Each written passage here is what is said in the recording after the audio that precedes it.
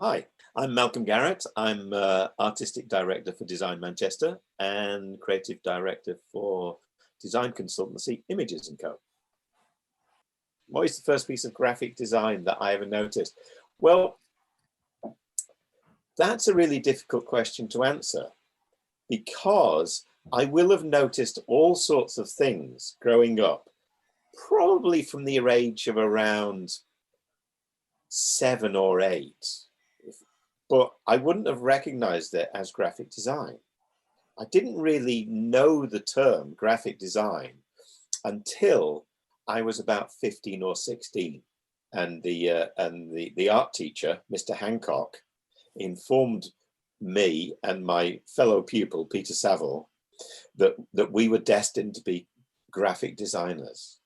And we both looked at one another sort of, what's graphic design? So obviously, between the age of 7 and the age of 16, I'd seen an awful lot of things. And I guess as a child, the things that I noticed and had an influence and an effect on me were, for a large part, they were architectural. I mean, I loved my Lego set. And I loved architecture, or I loved buildings, but the range of buildings that I liked ranged from Conway Castle, which was this amazing building in North Wales, which I saw on my first family holiday. So they range from like medieval castles through to the post office tower, as it was called then. Now it's called the Telecom Tower, the post office tower, which I think was built in 1964 or 65 when I was 8 or 9. And it was buildings like that that made me want to become an architect. And I wanted to become an architect right up until the age of 15 or 16, when the art teacher said, "You're a graphic designer." And so as well as noticing architecture and buildings, I also noticed packaging and the way things look. So, you know, to this day, I remember the Lego logo, you know, and I remember that Lego bricks were in sort of almost Bauhaus colors. They were red, they were yellow, they were blue, they were white, and the graphics for Airfix kits, the boxes of Airfix kits, I kept the boxes. The graphics for, you know, I was big into Action Man, and so I was noticing the way things looked, but no idea it was graphic design, or it was called graphic design. I collected bubblegum cards. So I was very visually attuned to surface image. And then again, you know, as I became a teenager, you know, ages of 13 going on 14, I started to rediscover music. I've been a big Beatles fan when I was 7 or 8. First film I went to see was at the cinema was Hard Day's Night. But by the time, you know, as I was kind of entering my teenage years, I was discovering what was called rock music. So bands like Led Zeppelin and Deep Purple and Black Sabbath. So I began to develop an awareness of the presentation of music through the packaging. And I didn't see that as you know, anything distinctive or special, because everyone sort of did. But, you know, in hindsight, I guess it must have had a very, very important and significant effect on me, because of the way my career went as a kind of 20-year-old. So yeah, so it's a question that I've been giving a lot of thought to and trying to come up with a definitive answer. And I'm sure there are things that I can't now recall that did have a huge effect on me, but I think in summary, it was for the most part, it was the graphic design of popular culture.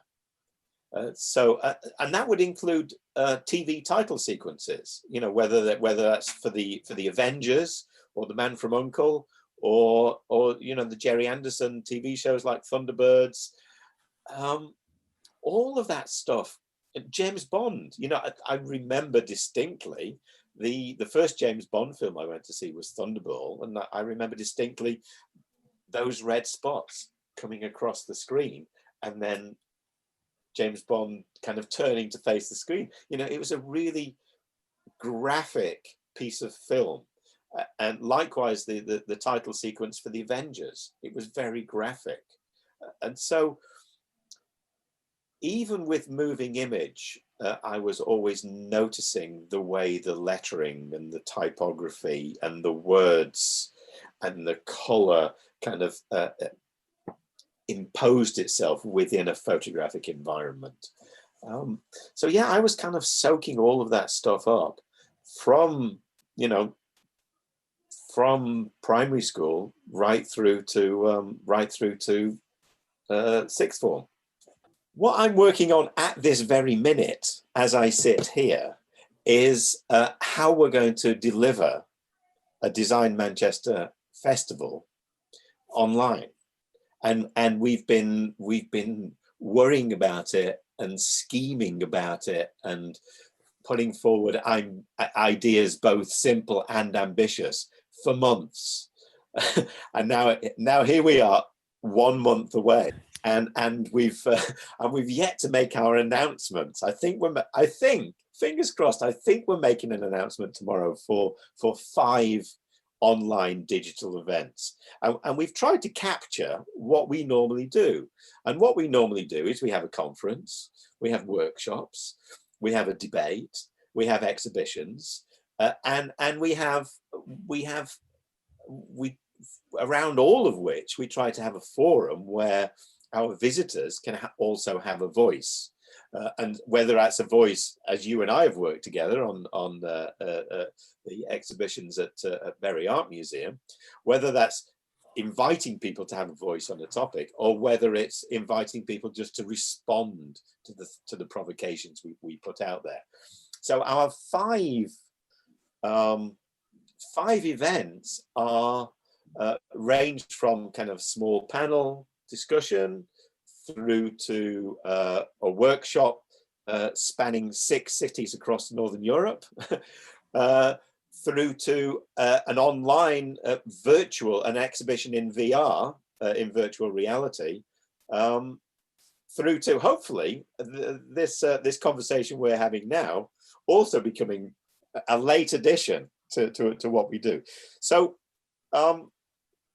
in short, yes, I'm kind of all of my waking hours are spent worrying about how the hell we're going to deliver this, because of course,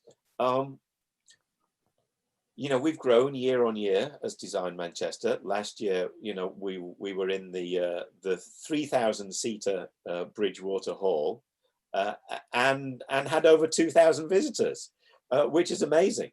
And of course, we can't have that this year. So now we've got a Zoom platform where 200 visitors might be kind of causing it to break. So they're different challenges. You know, just as we thought we'd kind of got things not under control, but got a direction for stuff, and you know, over the 7 years of our previous 7 years of our existence, we were getting to manage our fundamental cornerstone events, and then the rug's pulled from under your feet, and you can't do it, and you kind of start again with no funding, no sponsors. And weirdly, here's the weird thing is, like, here we are, we're all working from home, but now you'd think, that would be great, you've got all of the time in the world to do everything, because you know you're working at home. But what it means is you're always at home, so you're always at work. So you find I almost find I've got less time, because there are more things to do, and there's more but it's good. I think I'm always looking for the upsides, and there are some, there's some real advantages to having to work in this space. One of which is we've always had an international vision for Design Manchester. Putting the design before the city name was important, so it can be Design Los Angeles, Design New York, Design wherever you happen to be, Design Home, Design Back Bedroom. This year it's kind of forced our hand a little bit. We're part of World Design Cities. We have have an international view. We've got a goal to be a host city for World Design Cities in 2022, and this year is great because we're partnering with Dutch Design Week, which runs before Design Manchester, and with Barcelona Design Festival, which runs the week after. So automatically, we're all of us forced into a situation that we actually want, which is actually working together. And the platform that you and I are talking on now is helping facilitate that. We're also working closely with our old friends at Birmingham Design Festival, because they're unable to stage a festival. So we're trying to rope them in and get them involved. And Luke and the guys have been really enthusiastic there. So yeah, the difficulties that we face are bringing forward solutions that actually we've wanted in a way for some time. I never know what advice to give students because I never know what advice to give myself. I woke up in the middle of the night a few days ago thinking about the phrase ambition. And wondering about, was I ever ambitious? Because from the outside, I look like an ambitious person because, I've achieved quite a lot, and I'm quite pleased and happy with most of what I've achieved. And I look like a hungry and ambitious person. But actually, I think the opposite is true. I'm just somebody who worries if he's not worried about stuff. And so I'm always doing things, and I'm always saying yes to doing things, much to the chagrin of my business partners. I'm always saying yes to doing things for people without thinking about the financial or time implications. And so there are always far too many things to do, but I enjoy it that way. I actually wrote down some thoughts on ambition, which I could open up and read to you, or I could just carry on. I'll carry on. So my advice to students has always been, just do it. Because again, people in the past have said to me, oh, but Malcolm, you were so lucky when you were at college because you had musicians like Buzzcocks to work with. And I said, well, yes, I suppose I was lucky, but you make your own luck. There were 60 other people on the course. They could have been just as lucky as me, but no, they weren't out there looking for it. And they weren't putting themselves in a position to say yes, to offer themselves up for doing stuff. So my advice to students is always get out there. Say yes to everything. You don't know. And that's the great thing about graphic design. You don't know what you're going to be asked to do tomorrow. You know the kind of thing you're learning how to do well, and you carry on learning. I'm 40 years in and I'm still learning, or conversely, I'm still looking back at things I did 40 years ago and going, how the hell could I have done that so badly? What? So yeah, advice to students is learn everything you can about doing what you do and doing it well, and just keep your eyes open. Look out for those things. And when somebody asks you to do a graphic design job. Don't think, oh, that's not the kind of client I want to work with. This stage in your career, just do it. You learn.